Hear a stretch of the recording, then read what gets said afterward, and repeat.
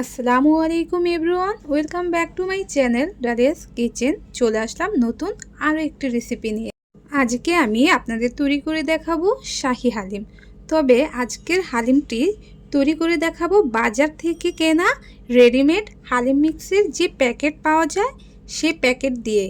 চলুন তাহলে আর কথা না বাড়িয়ে চলে যাই রেসিপির মূল পর্বে।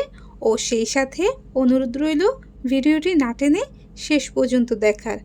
আজকে হালিম তৈরির জন্য এখানে আমি বাজার থেকে কেনা রেডিমেড যে হালিম মিক্সটা পাওয়া যায় সেই হালিম মিক্স এর প্যাকেট নিয়েছি একটা, আর এর ওজন ছিল 200 গ্রাম পরিমাণ। এখানে এখন আমি প্যাকেটটি খুলে নিচ্ছি। আর এই প্যাকেটের মধ্যে দুইটা রেডিমিক্স প্যাকেট, একটি হচ্ছে চাল ডালের প্যাকেট ও আরেকটি হচ্ছে হালিমের মশলা। এখন আমি চাল ডালের মিক্সারটিকে কেটে একটি বলের মধ্যে নিয়ে নিচ্ছি। এরপর এর মধ্যে আমি ফুটন্ত গরম পানি দিয়ে দিব। এখানে আমি 2 গ্লাস গরম পানি অ্যাড করে নিব। তবে গরম পানিটা একবারে না দিয়ে অল্প অল্প করে দিয়ে মিশিয়ে নিব। আর এতে করে চাল ডালের মিশ্রণটা দলা পেকে যাবে না। অনেক সময় দেখা যায় একসাথে পানি দিলে মিশ্রণটা একটু দলা পাকিয়ে যায়। এখন এই গরম পানির সাথে আমি মিশ্রণটা একটা সাইডে রেস্টে রেখে দিব 1 ঘন্টার জন্যে। এখন আমি হালিমের যে মশলাটি আছে ওইটা কেটে একটি বলের মধ্যে নিয়ে নিচ্ছি। তো এখন চলে যাচ্ছি মূল রান্না। আর এর জন্য চুলায় একটি প্যান বসিয়ে নিয়েছি।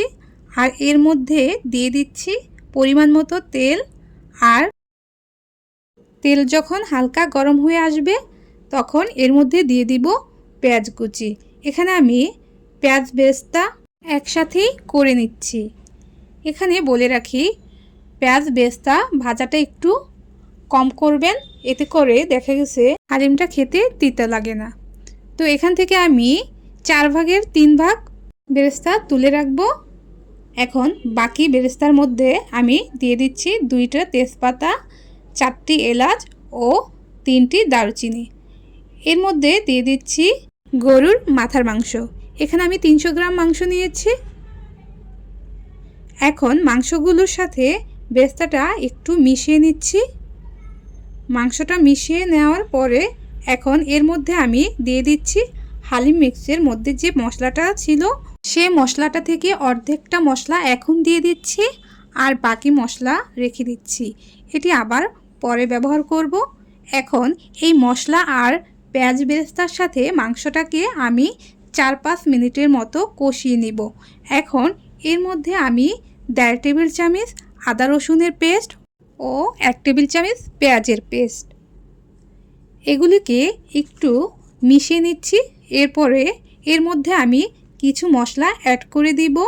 যদিও প্যাকেট মশলায় এই সবগুলো মশলাই আছে, তারপরেও এই এক্সট্রা মশলাটা দিলে হালিমের টেস্টটা আরও দ্বিগুণ বেড়ে যায়।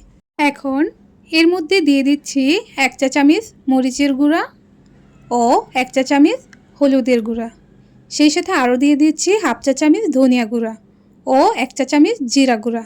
মশলাগুলোকে মাংসের সাথে নেড়েচেড়ে মিশিয়ে নিচ্ছি। এরপরে দিয়ে দিচ্ছি স্বাদমতো লবণ। তবে লবণটা আপনারা বুঝে দিবেন, যেহেতু মশলার সাথে আগে থেকেই লবণ অ্যাড করা থাকে। সেক্ষেত্রে আপনারা চাইলে চাল ডালের মিশ্রণটা মিক্স করার পরে সবশেষে লবণটা অ্যাড করে দিতে পারেন টেস্ট অনুযায়ী। এই পর্যায়ে আমি ঢাকনাটা তুলে আবারও নেড়েচেড়ে দিচ্ছি। এরপরে এর মধ্যে 1 গ্লাস গরম পানি দিয়ে দিচ্ছি। এখন এটাকে একটু নেড়েচেড়ে ঢাকনা দিয়ে ঢেকে কিছুক্ষণ কষিয়ে নেব। তো এখানে আমি সম্পূর্ণ রান্নাটাই মিডিয়াম টু লো আঁচে করে নেব। আবারও ঢাকনা দিয়ে ঢেকে দিচ্ছি। এই পর্যায়ে মাংসটা কষানো হয়ে গেছে। এখন এটাকে আমি একটু নেড়েচেড়ে দিচ্ছি। এখন এর মধ্যে আমি দিয়ে দিচ্ছি 2 গ্লাস পরিমাণ মতো গরম পানি। এটি আমি মাংসটা সিদ্ধ হওয়ার জন্য পরিমাণ মতো দিয়েছি। এখন ঢাকনা দিয়ে ঢেকে এটিকে আমি সিদ্ধ হওয়া আগ পর্যন্ত রান্না করে নেব। এটি অবশ্য আমি এখন 80% পর্যন্ত রান্না করে নেব। এখানে মাংসটা 80% সিদ্ধ হয়ে গেছে। এখন এই পর্যায়ে আমি আগে থেকে ভিজিয়ে রাখা চাল ডালের মিশ্রণটি দিয়ে দিচ্ছি। এখন এটাকে একটু ভালোভাবে নেড়ে চেড়ে দিচ্ছি। এই পর্যায়ে এর মধ্যে অ্যাড করে দিচ্ছি 2 গ্লাস গরম পানি। এখন এটাকে ঢাকনা দিয়ে ঢেকে আমি মিডিয়াম টু লো আঁচে এটি রান্না করে নিব। এখানে হালিম রান্নায় আপনি পারফেক্ট টেস্ট অ্যান্ড টেক্সচার চান তাহলে অবশ্যই চুলার আঁচটি মিডিয়াম টু লো রেখে সময় নিয়ে করে নিতে হবে। আর এর মধ্যে কিন্তু অবশ্যই আপনাকে হালিমটা ঢাকনা খুলে বারবার নেড়েচেড়ে দিতে হবে, কারণ এই মিশ্রণটা কিন্তু খুব দ্রুতই নিচে লেগে যায়। তো এই জন্যে অবশ্যই খেয়াল রাখবেন যাতে পোড়া না লেগে যায়। এখন এই পর্যায়ে আমি এখানে কিছু ব্রেস্তা দিয়ে দিচ্ছি ও সেই সাথে বাকি যে অর্ধেক মশলাটা ছিল সেই মশলাটা অ্যাড করে দিচ্ছি। এটাকে ভালোভাবে মিক্স করে নিচ্ছি। এই পর্যায়ে হালিমটা আমি আরও কিছুক্ষণ ঢাকনা দিয়ে ঢেকে রান্না করে নিব। ঢাকনাটা তুলে এই যে যখন উপরে হালকা তেল ভেসে আসবে তখন বুঝতে হবে হালিম রান্নাটা রেডি। এই পর্যায়ে হালিমটা নামিয়ে এখন চলে যাব পরিবেশনে। এখন আমি পরিবেশনের জন্যে হালিমটা একটি সার্ভিং বলে তুলে নিচ্ছি। হালিমটা পরিবেশনের আগে এর উপর দিয়ে সামান্য কিছু শসা কুচি দিয়ে দিচ্ছি। এরপরে দিয়ে দিচ্ছি সামান্য পেঁয়াজ বেরেস্তা। এরপরে দিয়ে দিচ্ছি সামান্য কাঁচামরিচ কুচি। আরও দিয়ে দিচ্ছি সামান্য লেবু কুচি। আরও দিয়ে দিচ্ছি সামান্য ধনিয়া পাতা কুচি। এইভাবে আপনাদের পছন্দ মতো দিয়ে নেবেন, এতে করে হালিমের টেস্ট আরও দ্বিগুণ বেড়ে যায়। তো আজ এই পর্যন্তই। ভিডিওটি ভালো লাগলে অবশ্যই লাইক কমেন্ট করতে ভুলবেন না।